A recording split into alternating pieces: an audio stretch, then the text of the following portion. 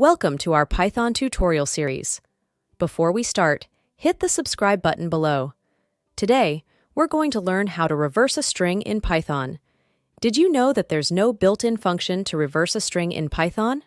Let's dive in and explore the fastest and easiest way to accomplish this task. Take a look at this example. We have a string, subscribe, and we want to reverse it. The trick? We use a slice that steps backwards with a 1. Here's how it works. We create a slice that starts at the end of the string and moves backwards. The slice statement, 1, does the magic, reversing the string for us. Don't forget to like, comment, and subscribe. But what if we want to reverse strings more conveniently? That's where functions come in handy. We can create a function that takes a string as input and returns the reverse string. Trivia time.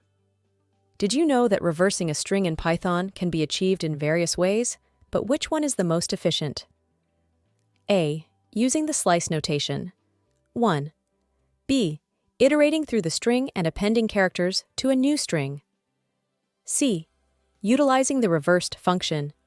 D. Writing a custom recursive function.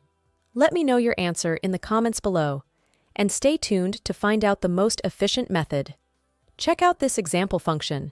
It slices the string starting at the end and moving backwards, just like before. Then, it returns the reversed string.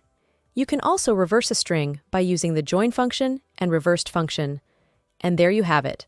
Reversing a string in Python is as simple as using a slice with a step of 1, or creating a handy function.